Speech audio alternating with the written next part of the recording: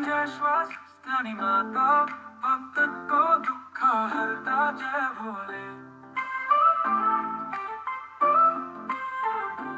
ओम जय स्वस्ति माता भक्त को दुख हरता जय भोले। चतुर्थ अध्याय। कुमारजी आज्ञा गर्नुहुन्छ हे अगस्त्य मुनि, तिमी एकचित्त भई सुन। अब म 14औं मनुका बारेमा केही बयान गर्छु। ब्रह्माजीका दिनमा सृष्टि र रातमा प्रलय हुन्छ भनेर लेखिसक्यो। सृष्टिकाल अर्थात् ब्रह्माजीका दिनमा अर्थात् सृष्टि कल्पमा मोहन र स्वर्गका अधिजस्ता इन्द्र 14वटा बदलिन्छन्। त्यस्तै मानव जगतका अधिरास्ता मनु 14वटा नै हुन्छन्। अन्तरिक्षमा ज्ञान जगतका सञ्चालक सप्त ऋषिगण पनि 14 थरीकै हुन्छन्। सबभन्दा पहिला मनु स्वयम्भू हुन्। यस बेला मोहन र स्वर्गका अधिरास्ता इन्द्र यज्ञ हुन्। अन्तरिक्ष जगतका ज्ञानको बागडोर सम्हाल्ने सप्तर्षिहरू मरीचि, अंगिरा, अत्रि, पुलस्त्य, पुलह, क्रतु, वशिष्ठ यी 7 जना महर्षि थिए। मानव जगतका सञ्चालक राजा साक्षात् स्वयम्भू मनुकै सुपुत्र प्रियव्रत उत्तानपाद 2 जना थिए। यज्ञदेवबाट जन्मेका 12 जना याम भन्ने नाउँले प्रसिद्ध भएका देवता वर्ग त्यस बेला स्वर्गका देवता थिए। दोस्रा मनु सरोसिच नामका थिए। इन्द्र विपश्चित नामका थिए। पारावत, तुषित आदि देवगण थिए। ऊर्ज, स्तम्भ, प्राण, बात, वृषभ, निय र पारी अनि 7 जना सप्तर्षि थिए। चैत्र, किम्म पुरुष आदि मनुपुत्र थिए जो यस भूमिका सम्राट भएका थिए। तेस्रो मनुको नाम उत्तम हो। त्यो बेला सुशान्ति नाम गरेका इन्द्र थिए।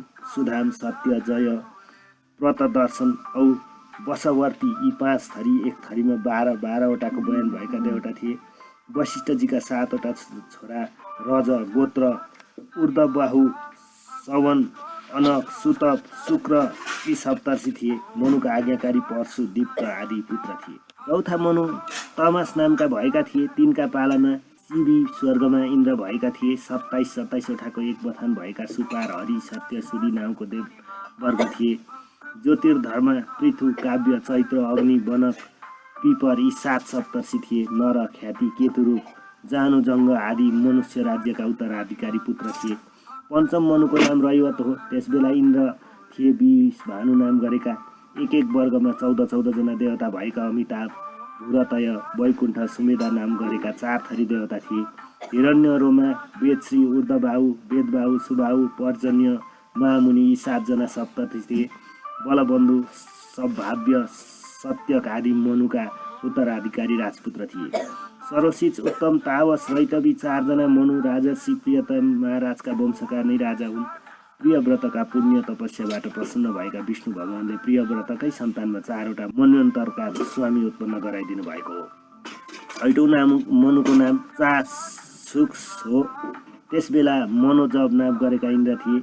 8-8वटा वर्ग भएका आप्य, प्रसूत, भव्य, पृथुक, लेख भन्ने 5 किसिमका देवता थिए। सुमेधा, विरजा, भविष्यमान, उत्तम, मधु, अतिनाम, सहिष्णु यी 7वटा सप्तर्षि थिए। उरु, पुरु, सप्त, धुम्न आदि चासुस मनुका पुत्रहरू उत्तराधिकारी राजाहरू थिए। अचेल चलेको मन्वन्तर वैश्ववत मन्वन्तर हो। यिनी 7औं मनु हुन्। यिनी सूर्यका छोरा हुन्। यिनको नाम वैवस्वत हो। हालका देवताहरू आदित्य, वसु, रुद्र, साध्य, विश्व, मरुत, अश्विनी कुमार इत्यादि छन्। आदित्य 12 छन्, वसु 8 छन्, रुद्र 11 छन्, साध्य 12वटा, विश्व 13वटा, मरुत 7वटा, अश्विनी कुमार 2वटा छन्। पहिला 3वटा वर्गमा अग्नि र राज प्रतिपद समेत मिलाएर जम्मा 33 थरी देवता छन् भन्ने वैदिक सिद्धान्त छ। यिनैका भेद प्रभेदबाट 33 कोटी देवता मानिका छन्। देवताका राजा पुरन्दर इन्द्र हुन्। वशिष्ठ, कश्यप अनि जमदग्नि, गौतम, विश्वामित्र, भारद्वाज यिनीहरू सप्तर्षि छन्। इक्ष्वाकु, नाग, धृष्ट, सरयन्ती, नरिसत्य, नाभाग, अरिष्ट, करुष, कृषग्न नामका 9वटा मनुका छोरा थिए। यिनैलाई र यिनका वंशलाई यस लोकको रेखदेख र पालन पोषण गर्ने अधिकार मनुले दिएका छन्। यिनीहरूले आफ्नो अधिकार रक्षा गर्न नसकेका खण्डमा अरूहरूको आधिपत्य हुन्छ। संसारमा यिनीहरूको आधिपत्य प्राकृत हो, आदिकालदेखि नै चलेको हो। संसारको शुभ स्थिति विष्णुको सत्यमयी शक्तिको आधारमा छ। अर्थात् सत्यमयी विष्णुमाया देवी नै विश्व स्थितिकी अधिष्ठात्री देवी हुन्। प्रत्येक मनन्तरमा एक न एक स्वरूप शिव शक्ति सुचारू पार्न विष्णु शक्तिको प्रादुर्भाव हुन्छ। स्वयम्भूभाव मनुका पालामा विश्वको स्थिति मिलाउन विष्णु शक्तिको अंशबाट अकुतिका गर्भदेखि जन्मेर यज्ञ पुरुष मानदेव भन्ने नामले प्रसिद्ध हुनुभएको थियो। सरोसिच मनुका पालामा उनै मानदेव श्री अजित तुलसीदेव नामद्वारा प्रसिद्ध हुनुहुन्थ्यो। तुलसी देवगणका साथ तुलसीता देवीका गर्भबाट पैदा हुनुभएको थियो। उनै तुलसीदेव उत्तम मनुका पालामा सत्यगण देवताका साथ सत्य देवीका कोखबाट जन्मनुभयो। त्यसबेला उहाँको नाम सत्य भनेर प्रसिद्ध थियो। तामस मन्वन्तरमा उनै भगवान हरि नामको देवगणका साथै हरिया देवीमा जन्मेर हरिनामले प्रसिद्ध हुनुभयो। अनि रैयत मन्वन्तरका तत्कालीन रेवत देवगणका साथ शम्भुभूतिका कोखबाट पैदा हुनुभयो। उनै हरि यसपाला मानस नाउँबाट प्रख्यात हुनुभयो। अब छैटौँ मनु चारसुक्सका पालामा उनै मानस दैव वैकुण्ठ नामक देवताहरूका साथ विकुण्ठा देवीको गर्भबाट जन्मनुभयो। तसर्थ उहाँको नाउँ समेत वैकुण्ठ रह्यो। यति कुरा बितेका मन्वन्तरको हो। यस वर्तमान मन्वन्तरमा अर्थात् वैशस्वत मनुका पालामा भगवान काश्यपजीद्वारा अदितिका कोखबाट आदित्यादि देवगण साथ वामन रूपमा उत्पन्न हुनुभयो। नाउँ पनि वामन भन्ने नै रह्यो। जुन भगवानले तिनै पाइलामा यिनै तिनै भुवनको साम्राज्य असुरबाट आफ्ना कब्जामा गराई निष्कण्टक बनाई पुरन्दर नाम तत्कालीन इन्द्रलाई दिनुभयो। हल्का वैशस्वत मनु हुन् भनिसके। अब यिनका शेषपछि सौणादि मनुको पालो आउँछ। यी सौणादि मनु पहिले स्वरोचिका मनुका पालामा चैत्र वंशमा पैदा भएका सुरथ नामका राजा थिए। शत्रुका कब्जामा परेको राजकाज छोडेर भागी जङ्गलमा पुगेर सुमेधा ऋषिका सदुपदेशद्वारा श्री भगवती महाशक्तिको आराधना गरेर उनैका कृपाद्वारा त्यस जन्मको राज्य र भविष्यको मनन्तर पद पनि वर प्रदान पाएका थिए। उनै सुरथ सूर्यका छोरा भएर सावणी नामले कहलिएर 8औं मनु हुनेछन्। यी सावणीका पालामा सपुत अमिताभ मुख्य नामका देवता हुनेछन्। एक एकमा 20वटा देवताको वर्ग हुनेछ। त्यसबेला दीप्तिमान गालव राम कृप अश्वत्थामा व्यास ऋष्यरिङ्ग सप्तर्षि हुनेछन्। हाल तैरक्य ब्राह्मणलाई दान गरेर पातालमा बसेका उनै विरोचनका छोरा बलि भगवानका कृपाले इन्द्र हुनेछन्। विराजा उर्विवान निर्मेक आदि तत्कालीन मनुपुत्र हुनेछन्। यिनीहरू नै भूमण्डलका सम्राट पनि हुनेछन्। 9औं मनु दक्ष सावणी हुनेछन्। एक एक गणमा 12-12वटा देवता भएका पार मरिचि भीर्ग सुरधारमा नाम गरेका 3 थरीका देवता हुनेछन्। ती देवताका राजा इन्द्र अद्भुत नाम गरेका हुनेछन्। सावन धुतिमान भव्य वसु मेधतिथि ज्योतिषमान सत्य नाम सप्तर्षि हुनेछन्। घृतकेतु दीप्तिकेतु पञ्चहस्त निरामय पृथुश्रव आदि मनुपुत्र हुनेछन्। यिनीहरू नै मानव राज्यका उत्तराधिकारी हुनेछन्। 10औं मनु ब्रह्म सर्विणी हुनेछन्। यस 100 देवता भएका सुदामा र विशुद्ध नामका 2 थरी देवता हुनेछन्। तिनीहरूका राजा इन्द्र शान्ति भन्ने हुनेछन्।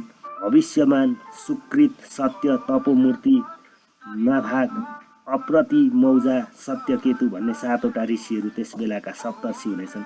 सुक्षेत्र उत्तर मौजा भुरी सेण आदि 10वटा मनुपुत्र पृथ्वीको रक्षा गर्ने काममा नियुक्त हुनेछन्। 11औं मनुको नाम धर्म सर्विणी भन्ने हुनेछ। एक एक गणमा 30 देवता भएका यो हङ्गम कामगम निवारणती नामका देवताहरू हुनेछन्। अग्नि तेजा वायुष्मान घृणी आरुणी हविष्मान अनग नाम भएका सप्तर्षि हुनेछन्। ती धर्म सर्विणीका छोरा अर्थात् मनुपुत्र मानव राज्यकारी सर्ववर्ग सुधारमा देवानिक आदि नाम भएका हुनेछन्। त्यसपछि 12औं मनु रुद्र सर्विणी नामका हुनेछन्। तिनका पालामा ऋतु धाम भन्ने स्वर्गका राजा इन्द्र हुनेछन्। हरित रोहित सुमनस सुकर्म सुराप नाम भएका 5 थरी देवता हुनेछन्। तपस्वी सुतपा तपोमूर्ति तपोरति तपोधृति तपोधुति तपोधन नाम भएका सप्तर्षि हुनेछन्। देवानान उपदेव देवश्रेष्ठ आदि मनुपुत्र तत्कालीन सम्राट हुनेछन्। 13औं मनु रुचि नामका हुनेछन्। ती रुचि नाम मनुका पालामा एक बथानमा 33 देवता भएका सुमात्रा सुकर्मा सुधर्मा नामका 3 थरी देवता प्रमुख हुनेछन्। दिवसपति भन्ने स्वर्गका राज इन्द्र हुनेछन्। निर्मोह तत्त्वदर्शी निष्पक्रमत निरुत्सक ऋतिमान अव्यपय सुतप भन्ने सप्तर्षि हुनेछन्। चित्रसेन विचित्र आदि मनुपुत्रहरू त्यसबेला मानव राज्यका अधिकारी हुनेछन्। 14औं मनुको नाम भौम हो। भौमका पालामा स्वर्गेन्द्र रुसुची नामले प्रसिद्ध होलान्। चासु पवित्र कनिष्ठ भ्राजिक बाचा वृद्ध नामका 5 देवगण हुनेछन्। अग्निबाहु सूची शुक्र मगध अग्नियुक्त जित भन्ने सप्तर्षि हुनेछन्। उरु गम्भीर आदि मनुपुत्र पृथ्वीको पालन गर्ने सुयोग्य शासक सम्राट हुनेछन्। प्रत्येक चतुर्युगका अन्त्यमा वेदहरूको लोप हुनेछ। लोप भएका वेदहरूको उद्धार गर्न त्यस बेलाकै सप्तर्षिहरू भूलोकमा अवतार लिन्छन्। लोप भएका वेदहरूको उद्धार गर्दछन्। प्रत्येक चतुर्युगका आरम्भमा अर्थात् हरेक सत्ययुगको प्रारम्भमा स्मृति शास्त्र निर्माण गर्न मनुको अवतार हुन्छ। जुन मनवन्तरमा जो देवता छन् त्यस मनवन्तरमा तिनै देवताहरू हुन्छन्। तिनै देवताहरू यज्ञ भोजी हुन्छन्। उनै मनुपुत्रहरू भूमण्डलमा राजा हुन्छन्। मनु, इन्द्र, देवता, सप्तर्षि राजाहरूको आफ्ना पालामा शिव अर्काका पालामा भोग हुँदैन, अर्थात् मनवन्तर पछि फेरिरहन्छ। यसरी 14 मनवन्तर फेरिँदा 1000 दिव्य हजार वर्ष बितिसक्छन्। यो दिव्य हजार वर्ष एक कल्प हुन्छ। यही ब्रह्माजीको दिन हो। रात परेपछि ब्रह्मा आनन्दसँग सुत्छन्। दिन र रातको प्रमाण समानै हुन्छ, अर्थात् दिव्य 1000 सहस्र वर्षमा जति समय थियो उति समय ब्रह्माजीको रात्रिमा पनि हुन्छ। रात्रि बितेपछि बिउजेर फेरि सृष्टि गर्ने काम जस्तो पहिले थियो उस्तै नयाँ सृष्टिमा पनि हुन्छ। सृष्टि गर्दा भगवान रजमूर्ति हुनुहुन्छ। मनु, राजा, सप्तर्षि, देवता, इन्द्र यी सबै जगतको स्थिति पालना गर्ने भगवानको अंश हुन्, अर्थात् जगतको रक्षा सप्तगुणी भगवानबाट हुन्छ। सत्य, त्रेता, द्वापर, कली चारै युगमा स्थितिको मर्यादा पालन गर्नलाई पहिले सत्ययुगमा कपिल आदि ज्ञानको रूपमा अवतार लिएको ज्ञानको विस्तार गर्नुहुन्छ। अनि त्रेतायुगमा चक्रवर्ती राजाको रूपमा अवतार लिएर दुष्टहरूको दमन गर्दै त्रैलोक्यको रक्षा गर्नुहुन्छ। द्वापर युगमा उनै भगवान व्यास रूपमा भूमण्डलमा आई एकै वेदलाई 4 भाग लगाई त्यसमा 100औं शाखा छुट्याएर लोकको स्थिति सुरक्षित राख्नुहुन्छ। कलियुगमा कलिका प्रभावले दुराचारी कुमार्गगामी उच्छृङ्खल जनतालाई सदाचारी सन्मार्गगामी सुशृङ्खल पार्न भगवान फेरि कल्की अवतार लिएर आउनुहुन्छ। यसै गरी युगै पछि भगवानका सात्विक रूपद्वारा जगतको स्थितिको रेखदेख हुन्छ। अनि जब जगत संहार गर्नुपर्ने मौका पर्दछ त्यसबेला भगवानको तामस स्वरूप अनन्तद्वारा जगतको संहार गर्ने काम हुन्छ, अर्थात् प्रलयका निमित्त तामसी रूप शेष अनन्त रूप लिनुहुन्छ। संसारमा ज्ञानको सत्य स्वरूप प्रकट गर्ने वेद हो। त्यो वेद दुरूह र दुर्बोध हुनाले साराका सारा अभ्यास गरेर फेरि कलियुगका आचारका अनभ्यस्त बुद्धिका मन्द आयुका छोटा संस्कार कर्मका अपरिचितहरूलाई लाभ उठाउन कठिन हुनाले सो नहोस् भनेर कलिका पहिला द्वापरैमा व्यासजीले वेद विभाग गरेर साना साना भागमा छुट्याइदिनुहुन्छ। त्यसरी वेद छुट्याउनेलाई वेदव्यास भन्दछन्। यस कल्पमा आज तक 28 वटा व्यास भइसके। तिनीहरूको नाम हालियो हो: स्वयम्भू, प्रजापति, उशना, बृहस्पति, सूर्य, मृत्यु, इन्द्र, वशिष्ठ, सारस्व, त्रिधामा, त्रिशिख, भारद्वाज, अन्तरिक्ष, वाणी, त्रयणुणी, धनञ्जय, कतुञ्जय, जय, भारद्वाज, गौतम, हरियात्मा, बाजश्रवणा, तृणबिन्दु, प्रेय, वाल्मीकि, शक्ति, पराशर, जातुकर्ण, कृष्णद्वैपायन, व्यास। इति श्रीस्कन्धपुराणे केदारखण्डे माघमाहात्म्ये कुमार अगस्त्य संवादे श्री स्वस्तानि परमेश्वर्या व्रत कथायां प्रतिकल्प मन्वन्तर गणनम् नाम चतुर्थोऽध्याय।